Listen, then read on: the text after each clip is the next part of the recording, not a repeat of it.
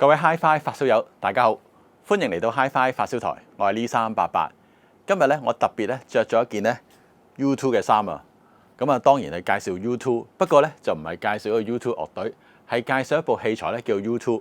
咁啊，除咗 U2 之外咧，另外仲有一部 L2 啊。咁呢兩部器材咧睇個外形咧完全一樣啊。咁啊，到底點樣分係 L2 同埋 U2 啊？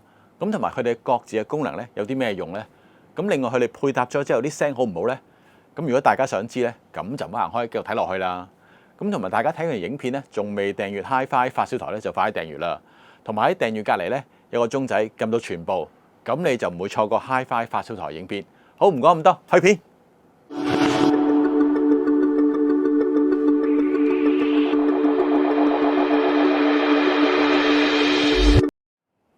大家見到我身邊呢部咧就係 Lumi 嘅 U2 啦。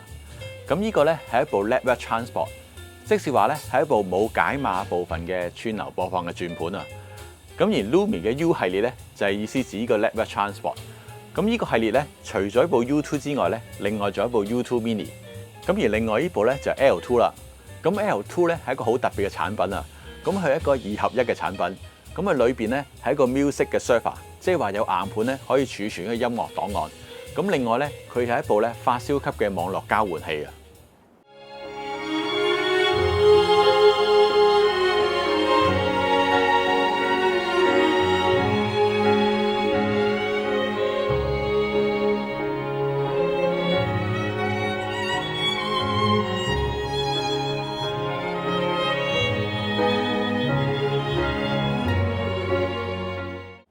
咁啊，先同大家分享下呢部 U2 啊。咁啊，網嘅機殼咧都係鋁合金造成嘅，咁同埋咧個做工都好好，同埋都相當之紮實啊。咁可以咧抵禦外來嘅啲干擾啊。咁同埋咧摸落去咧都相當之滑手啊。咁雖然呢部機身咧唔算好大，但係機背咧都有齊應有嘅插頭啊。好似個數碼輸出咧就有一個 AES EBU、BNC 同埋 RCA 嘅同軸嗰一組，仲有光纖。另外咧有3組嘅 USB 嘅輸出，咁啊其中一組咧就標咗呢個 USB to DAC，咁呢個咧係全新嘅低噪音嘅 USB 嘅輸出啦，係直接咧同機裏邊嘅 CPU 連接啊，咁啊冇經過任何嘅 USB hub 等等嘅，咁啊令到個信噪比更加高，咁啊減低個延時嘅情況出現啊，所以大家用呢個 USB 數碼輸出嚟接呢個解碼咧，當然啦用呢個 USB 輸出咧應該係首選啊。咁另外咧，仲有一個 Optical Network， 咁係一個咧 SFP 光纖網絡嘅插座啊，加上一個轉接頭咧，接呢個 LAN 頭咧，就可以咧隔開網絡傳送嘅數碼噪音。咁另外咧，仲有一個接地位 IEC 嘅電源插座，同埋呢個總電源開關。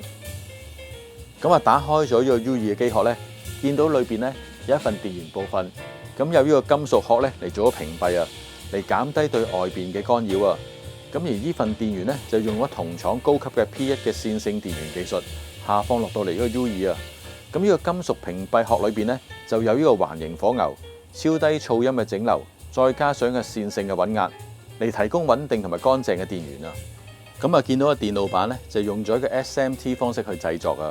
咁樣咧令到個信號路徑咧可以減短啊。咁啊，見到個線路板中間咧有個散熱器啊。咁呢個散熱器下邊咧就係全新嘅4核嘅 CPU。嚟提升嘅處理能力同埋運算速度啊！咁另外咧有4組嘅超低上位噪音嘅時鐘振動器啊！咁同埋見到後邊啲插座咧，全部都係直接焊落去線路板上高，咁亦都令到啲信號傳送咧更加直接啊！咁同埋見到咧有一個 FFP 光纖網絡嘅插座啊 ！U2 咧可以支援呢個 DSD512 PCM 768 kHz 嘅數碼音樂檔案。咁另外咧，佢升頻同埋降頻咧，可以去到呢個 DSD256 PCM 384啊，咁啊令到呢個數據取樣咧更加有彈性啊。咁同埋咧，佢亦都可以播放呢個音頻格式咧，包括呢個 MQA 啊、DSD 啊、FLAC 啊同埋 WAV 啊。咁同埋咧，佢可以選擇咧呢個數碼音量啊。咁啊用咗呢個 Least Processing 無損數據音控啊。咁啊，就算細音量之下咧，嗰個數據損失咧都會更加少啊。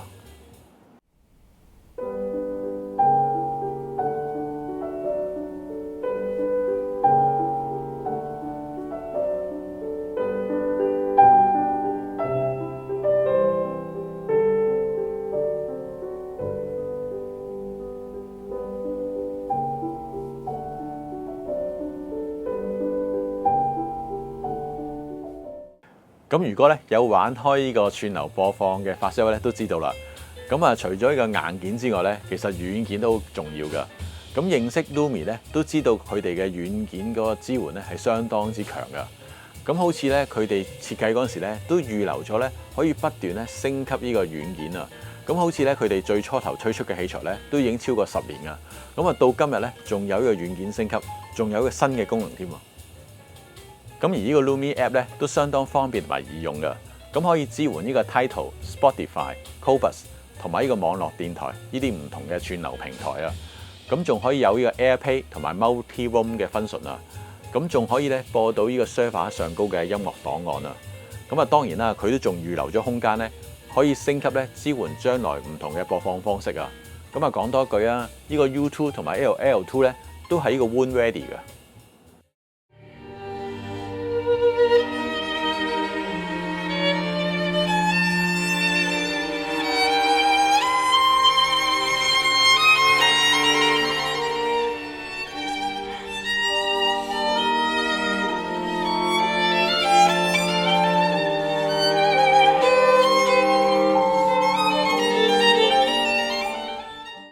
咁啊，輪到呢部 L2 啦。咁啊，根據廠方資料咧，呢部 L2 咧係世界首創咧將呢個 Music Server 同埋呢個音響級嘅 Level Switch 二合為一嘅產品啊。咁樣做法有咩好處咧？咁嗰個音樂檔案嗰個傳送咧就更加直接，咁自然減少咗咧嗰個網絡上高嘅噪音啊。咁同埋咧，如果用埋呢個光纖傳送咧，仲可以做埋呢個光格。咁呢部 L2 嘅外形咧，其實同呢個 U2 咧係完全一樣嘅。咁要分開兩部機咧，都要睇翻個 display 上高嗰個顯示啊。咁同埋呢個 L2 咧，嗰個外殼咧，個做工咧，同呢個 U2 咧係完全一樣啊，所以都相當之靚啊。咁同埋咧，呢兩部機咧，就算搭埋一齊擺咧，我都覺得好好睇啊。不過咧，如果以發燒嘅角度咧，始終咧都係分開擺咧，會更加好聲啲咯。睇埋呢個 L2 嘅機背啊，咁有呢個 standby 開關，兩個 FFP 光纖網絡嘅插座。兩個 RJ45 嘅 LAN ports， 兩個 USB 插頭，咁同埋一個咧 Micro Type B USB 3.0嘅插座嚟接駁呢個電腦啊。咁啊，仲有一個接地位 IEC 嘅電源插同埋呢個總電源開關。見到 L2 機裏邊咧個電源部分咧都係獨立有呢個金屬屏蔽嘅，咁同埋有兩組呢個插 SSD 嘅硬盤嘅位置啊。咁而呢個線路板同埋呢個底板咧，全部都係自家研發嘅。並唔係咧買一啲現成嘅嘢翻嚟改裝，全部咧都係針對呢個音響而設計嘅。咁有晒呢個獨立時鐘嘅系統。咁啊機背嘅插座咧，見到全部咧即係直接焊落去線路板上高嘅。咁仲有兩組 FFP 嘅光纖網絡嘅插座啊。咁 L2 咧，佢總共有3個版本啊。咁啊分別咧就裏邊冇儲存，咁同埋咧有呢個4TB 或者8TB 嘅儲存嘅 hard disk 啊。咁啊當然啦。買冇儲存嗰個版本咧，用家可以買翻去之後咧，就自己換翻呢個 SSD hard disk，咁啊同一般 NAS 咧都冇乜分別嘅。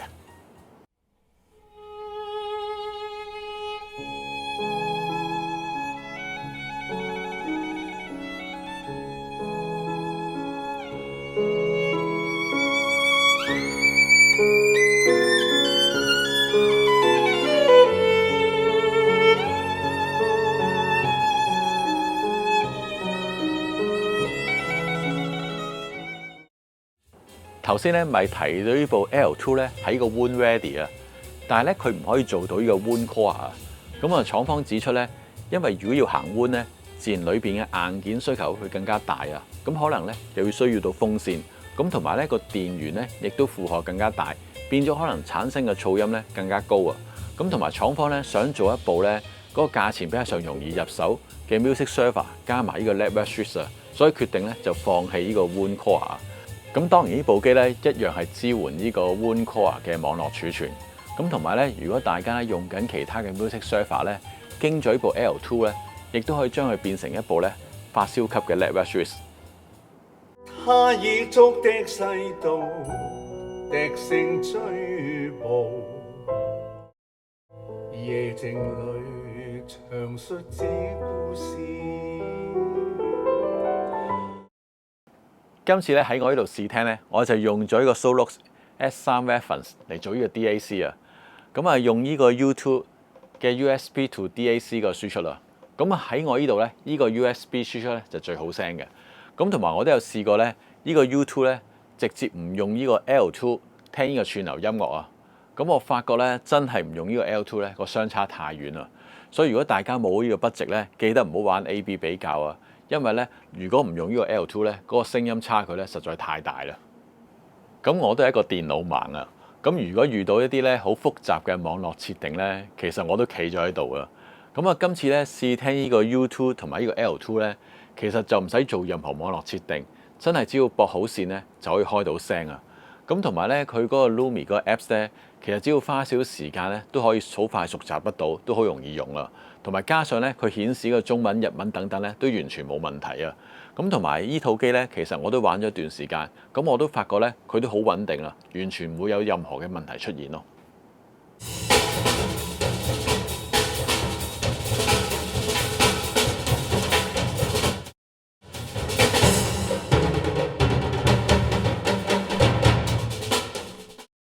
咁啊，至於聲音方面啦，咁我覺得廠方咧都冇特別去調聲啊，佢都係盡量咧播翻呢個音樂檔案嘅原爆啊，冇乜加鹽加醋啊。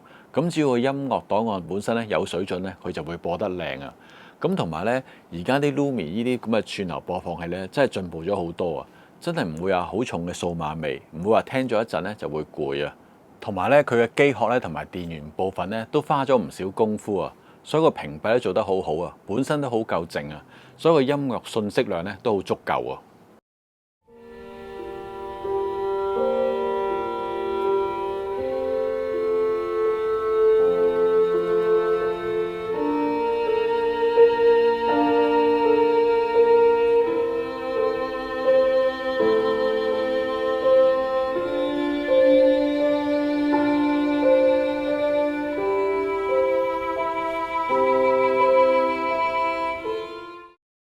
咁我都有試過啦，呢個串流音樂同埋呢個 L2 裏邊嘅音樂檔案咧，做呢個直接 A/B 比較啊。咁我發覺咧，始終 L2 裏邊嘅音樂檔案咧會好聲啲嘅。咁同埋咧喺嗰個音樂嘅密度感啊，同埋質感都好啲。另外咧嗰個音樂活生感咧都比較好啊。不過如果冇直接 A/B 比較咧，其實聽串流音樂咧都完全冇問題啊。咁同埋都聽到咧，無論喺個硬件上嗰個配合啊，同埋串流音樂嗰啲檔案嗰啲質素咧，其實都有好大嘅進步啊。咁呢兩部機咧，其實嗰個重量都唔算好重啊。咁同埋個機身咧都好紮實。咁另外咧，裏邊都冇咩喐動嘅零件啊。咁起初咧，我都覺得咧，用呢個成腳承起佢咧，可能對呢個聲音改善唔係好大啊。不過即管都去試一試啊。咁我最後咧就用呢個成腳去承起咗呢兩部機。咁我發覺咧，嗰個音像嘅清晰度啊，嗰個輪廓都好咗。咁同埋咧，個音場嘅層次感咧都清楚咗啊。咁所以我覺得呢兩部機咧，如果想玩靚聲咧，真係唔可以搭埋一齊啊。咁同埋咧，可以分開擺，另外用一啲成腳承起佢咧，會更加靚聲嘅。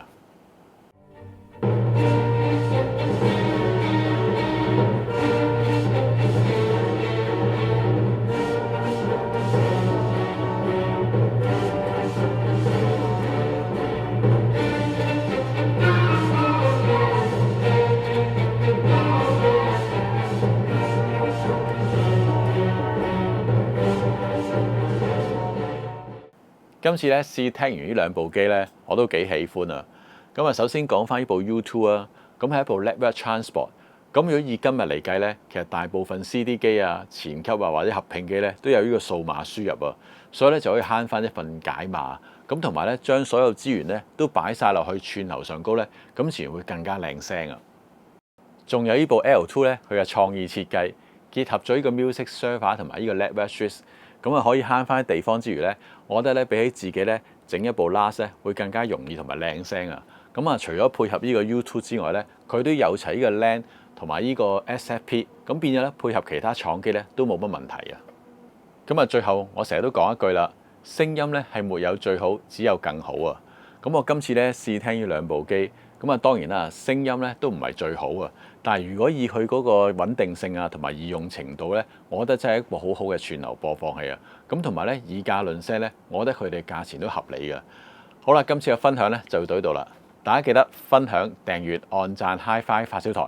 咁啊，最好當然撳着下低嘅超級感謝，俾啲實質支持我。下次見。